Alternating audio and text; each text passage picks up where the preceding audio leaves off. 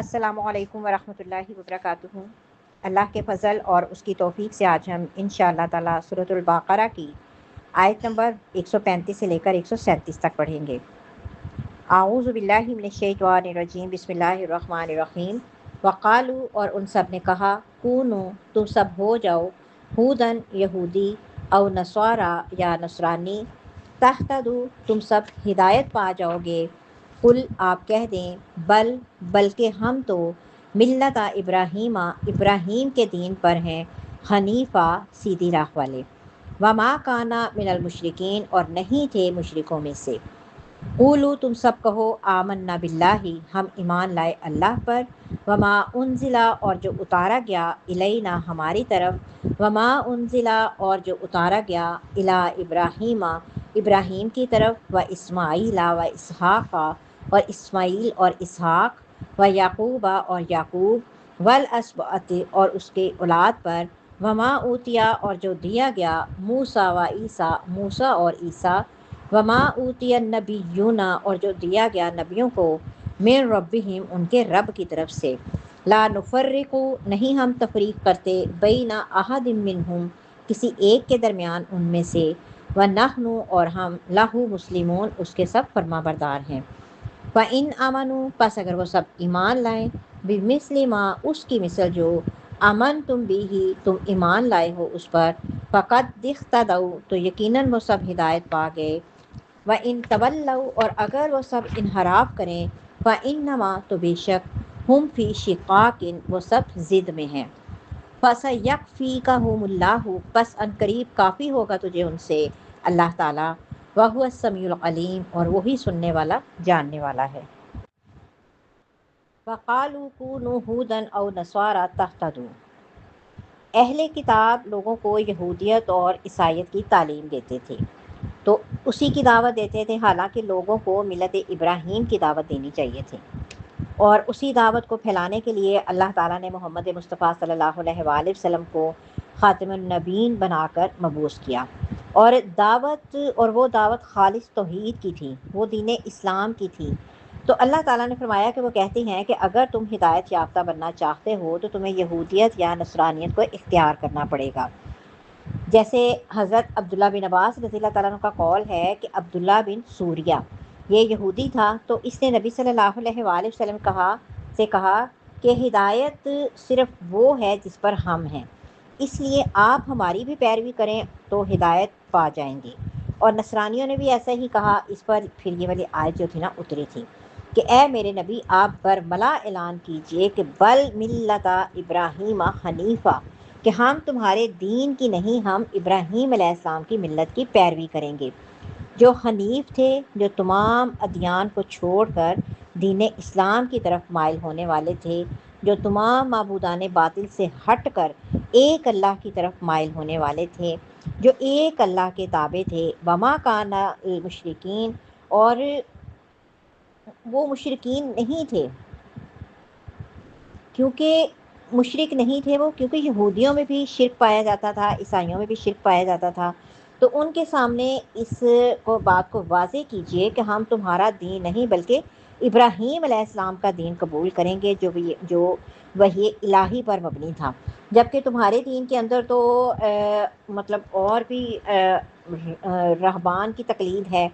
ہم قرآن پاک کے کئی مقامات پر پڑھیں گے، جیسے 10ویں پارے میں انشاءاللہ تعالی ہم پڑھیں گے کہ یہودیوں اور عیسائیوں نے اپنے مولویوں کو، اپنے درویشوں کو اپنا رب بنا لیا تھا، اور جو ہے وہ دین تھا، تو مطلب جو انہوں نے کہہ دیا وہی دین تھا۔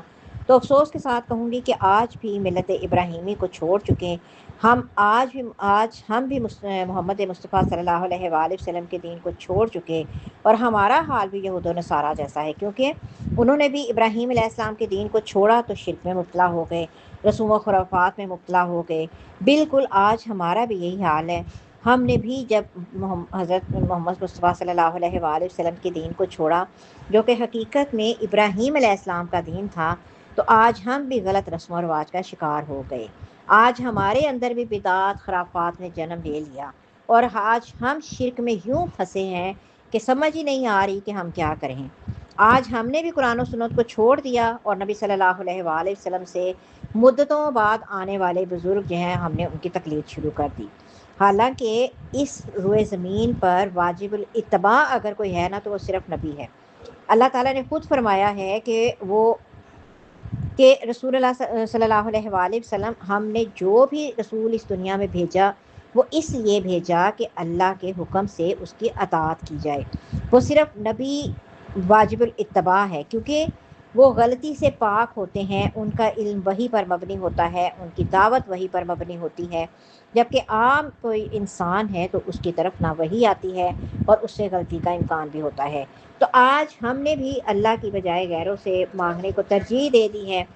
آج ہم نے بھی قرآن و سنت کو چھوڑ دیا اور ہم نے اپنے اماموں کی باتوں کو پکڑ لیا۔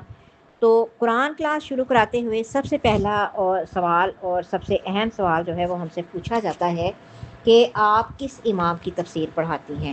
تو بہت دکھ ہوتا ہے یہ بات سن کے کہ ہم کیسے مسلمان ہیں، کہاں جا رہے ہیں۔ ہمیں تو صرف محمد رسول اللہ صلی اللہ علیہ وآلہ وسلم کا کلمہ پڑھنے کا حکم تھا، ہمیں تو صرف آپ صلی اللہ علیہ وآلہ وسلم کی اتباع کا حکم تھا، اور تفسیر تو وہی ہے نا جو رسول اللہ صلی اللہ علیہ وآلہ وسلم نے کی ہے، کیونکہ قرآن ان پہ اترا تھا، کسی انسان پہ تو قرآن مطلب کسی اور پر تو اترا ہی نہیں تھا۔ تو جس پہ قرآن اترا ہے اس سے بہتر کوئی تفسیر کر ہی نہیں سکتا، ٹھیک ہے۔ تو آج ہم نے فرض نمازیں چھوڑ دی لیکن ہم نے خود ساختہ عبادات شروع کر دی ہیں، اور آج ہم بھی وہی کو چھوڑ کر دوسروں کے طریقوں پر چل کر یہ سمجھ رہے ہیں کہ ہم ہدایت یافتہ ہیں۔ ہم ہدایت یافتہ نہیں ہو سکتے جب تک ہم توحید کو تھامتے نہیں۔ اور مزے کی بات یہ ہے کہ سارے نبیوں کا دین ایک تھا، کیونکہ اسلام عقائد اور اصول کے مجموعے کا نام ہے۔ عقائد کیا ہے؟ جن میں سب سے پہلے توحید آتی ہے، شرک کا رد ہوتا ہے، اور اصول میں ہم نے کس چیز کی پیروی کرنی ہے کہ وحی الہی کی، دین کی۔ تو یہی ہے ملت، یہی دین ہے، یہی ملت بھی ہے۔ اسی وجہ سے سب نبیوں کا دین ایک تھا۔ رسول اللہ صلی اللہ علیہ وآلہ وسلم نے فرمایا کہ تمام انبیاء الاتی بھائی ہیں، ان کی مائیں مختلف ہیں، ماؤں سے مراد شریعتیں ہیں۔ الاتی بھائی وہ ہوتے ہیں جن کا باپ ایک ہو، ان کی مائیں یعنی شریعتیں مختلف ہیں اور ان کا دین ایک ہے۔ صحیح بخاری کی حدیث نمبر ہے 3443۔ یعنی جو بنیادی عقائد تھے وہ تمام شریعتوں میں ایک جیسے تھے کہ اللہ پر ایمان، رسولوں پر ایمان، کتابوں پر ایمان، آخرت پر، یوم آخرت پر ایمان، فرشتوں پر ایمان، تقدیر پر ایمان، ٹھیک ہے، نماز پڑھنا، زکوٰۃ دینا، روزے رکھنا، حج کرنا، توحید و رسالت کی گواہی دینا۔ تو یہ سب شریعتوں میں ایک جیسے تھے۔ ہاں جو شریعت ہوتی تھی نا، زندگی گزارنے کا جو طریقہ تھا وہ سب کا مختلف تھا، اور وہ ان کے جیسا وقت ہوتا اس کے مطابق ہوتا تھا۔ تو اس وجہ سے دین محمدی جو ہے وہ بھی اصل میں دین ابراہیمی ہے، جبکہ یہودیت اور نصرانیت دین ابراہیمی سے خارج ہیں، کیونکہ ان کے اندر شرک پایا جاتا تھا، ان کے اندر وحی کی پیروی کی بجائے آباء و اجداد کی تقلید پائی جاتی تھی، وحی کی پیروی کی بجائے علماء اور درویشوں کی تقلید پائی جاتی تھی۔ قولوا آمنا باللہ وما انزل الینا۔ تو فکر و عمل کے لحاظ سے جو جماعتیں کمزور ہوتی ہیں نا، وہ ہمیشہ لوگوں کو اپنی طرف مائل کرنے کے لیے اور اپنے بوسیدہ نظریات کو منوانے کے لیے بزرگوں کا ناجائز استعمال کرتی ہیں، ان کے نام کا۔ اور ایسی لوگ فکری دولت سے اس قدر محروم ہوتے ہیں کہ وہ ان بزرگوں کی جو صدیوں پہلے فوت ہو چکے ہوتے ہیں انہیں بھی اپنے نظریات کا حامل ثابت کرنے کی کوشش کرتے ہیں۔ اور پھر یہود و نصارہ کی بھی یہی حالت تھی کہ جب انہیں اسلام کی دعوت دی جاتی تو وہ خود کو مطمئن کرنے کے لیے کہتے کہ ہم تو ابراہیم علیہ السلام کے دین پر ہیں، ہم تو یعقوب علیہ السلام کے دین پر ہیں، اور ان کو بھی یہودی اور عیسائی جو ہے بنانے کی کوشش کرتے۔ تو اللہ تعالیٰ نے مسلمانوں سے اس دعوت کا اقرار اور اظہار کرایا کہ ہم اسی عقیدے کے حامل ہیں اور اسی دعوت کے داعی ہیں جو ابراہیم علیہ السلام اور ان تمام ہستیوں کا تھا، جن کا اللہ تعالیٰ نے اس آیت میں ذکر کیا ہے کہ اے میرے نبی آپ بھی اور تمام مسلمان اس بات کا اقرار کہیں کہ ہم نہ یہودیت کو مانتے ہیں نہ عیسائیت کو مانتے ہیں۔ تو مانتے وہ جو اصل والی ہے ہم صرف اس کو مانتے ہیں۔ جب تک ہمارے سارے نبیوں پر ایمان نہیں ہم لائیں گے ہم مسلمان ہی نہیں ہو سکے۔ لیکن فالو ہم نے کیا کرنا ہے؟ اپنے نبی صلی اللہ علیہ وآلہ وسلم کی شریعت کو کرنا ہے۔ اب یہاں پر نہ ماننے کی بات اس یہودیت اور نصرانیت کی ہے جس کو انہوں نے تبدیل کر دیا تھا، کیونکہ وہ اپنے نبیوں کے دین پر تو قائم تھے ہی نہیں، نبیوں کے تو دین میں شرک تھا، ان کے شرک تھا ہی نہیں۔ تو اللہ تعالیٰ نے فرمایا کہ تم کہو کہ ہم اللہ پر ایمان لاتے ہیں، کیونکہ اللہ پر ایمان کے بغیر تو کوئی چیز قابل قبول ہی نہیں ہے۔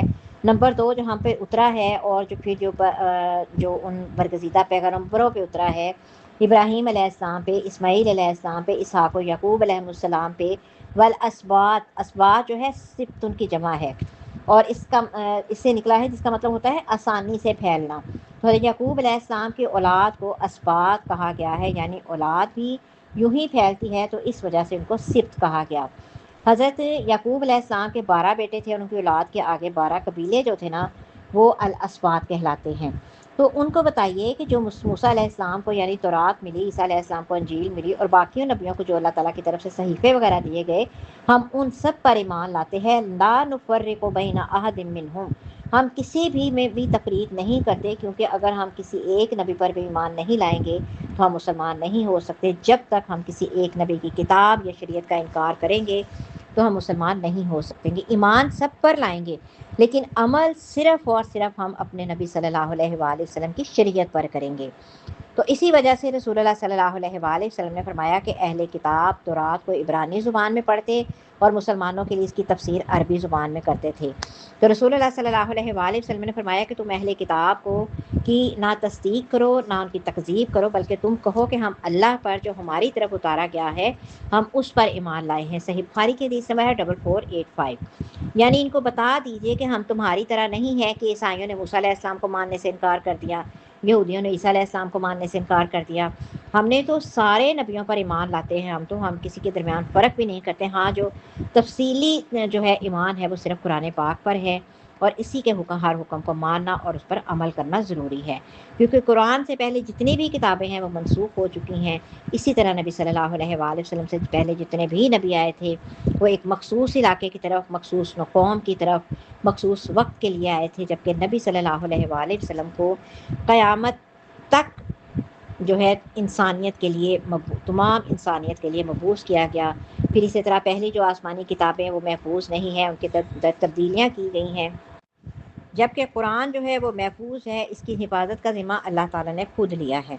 فَإِنْ آمَنُوا بِمِثْلِ مَا آمَنْتُمْ بِهِ فَقَدِ اهْتَدَوْا۔ یہاں پر صحابہ کرام رضی اللہ تعالیٰ عنہم کی عظمت بیان کی جا رہی ہے، جو نبی صلی اللہ علیہ وآلہ وسلم کی دعوت کے وارث بنے، اور ان کے ایمان کو اللہ تعالیٰ نے ایمان کی کسوٹی قرار دیا کہ یہودیت اور نصرانیت کو اختیار کرنے کی بجائے تم اس طریقے پر چلو جو میرے نبی کے صحابہ کا طریقہ ہے۔ یعنی اگر لوگ اس طرح ایمان لے آئے، جیسے آمن تم بھی نبی صلی اللہ علیہ وآلہ وسلم کے صحابہ کو مخاطب کیا جا رہا ہے کہ جیسے تم ایمان لائے ہو تو تحقیق ہدایت یافتہ ہیں۔ یہ یہودیت یا نصرانیت کو اختیار کر کے ہدایت یافتہ نہیں بنیں گے، بلکہ ہدایت یافتہ بننے کے لیے ضروری ہے کہ ایک نبی صلی اللہ علیہ وآلہ وسلم کے صحابہ کرام رضی اللہ تعالیٰ عنہم کے طریقے کو اپنایا جائے۔ تو یہاں سے صحابہ کرام رضی اللہ تعالیٰ عنہم کی عظمت کا اندازہ لگا لیجئے کہ کیسے وہ نبی صلی اللہ علیہ وآلہ وسلم کے دین کے، آپ کی تعلیمات کے وارث بنے، اور حقیقی معنوں میں انہوں نے اللہ تعالیٰ کے احکامات کو قبول کیا۔ اور اللہ تعالیٰ فرماتے ہیں کہ اگر یہ منہ پھیرتے ہیں تو پھر یہ ایک مخالفت میں ہیں۔ شقاق جو ہے شق سے نکلا ہے، یعنی شق کنارے کو کہتے ہیں، ایک جانب کے کچھ ایک طرف اور کچھ دوسری طرف ہیں، اور یوں مقابلے میں آنا۔ تو اللہ تعالیٰ فرماتے ہیں کہ ایک مخالفت میں پڑے ہوئے ہیں، ضد میں پڑے ہوئے ہیں، تو آپ نے بالکل بھی پریشان نہیں ہونا۔ ان قریب ایسا وقت آنے والا ہے کہ اللہ تعالیٰ ان کے مقابلے میں آپ کو سرخرو کرے گا، آپ کو کافی ہو جائے گا، کیونکہ وہی سب کچھ سننے والا، وہی سب کچھ جاننے والا ہے۔ اور حقیقت میں اللہ تعالیٰ نے یہ وعدہ پورا کیا جب مدینہ میں بسنے والے یہودیوں کو مدینہ سے نکالا گیا، بنو نذیر اور بنو قینقاع کو نکالا گیا، اور بنو قریظہ جو تھے جب انہوں نے مسلسل عہد شکنی کی، وعدے توڑے، ان کی ڈیٹیل ہم مختلف جگہوں پر پڑھتے رہیں گے، تو ان کو قتل کیا گیا، اور بلا آخر تمام یہود و نصارہ جلا وطن کر دیے گئے، اور یوں یہ وعدہ پورا ہوا۔ تو آج بھی اگر ہم چاہتے ہیں کہ ہمارا ایمان اللہ کے ہاں مقبول ہو تو پھر ہمیں نبی صلی اللہ علیہ وآلہ وسلم کے صحابہ اکرام رضی اللہ تعالیٰ عنہ کے طریقے پر چلنا ہوگا۔ تو اللہ تعالیٰ سے دعا ہے کہ اللہ تعالیٰ ہمیں ان کی محبت عطا فرمائے اور ہمیں سب کچھ سمجھنے کی توفیق عطا فرمائے۔ آمین یا رب العالمین۔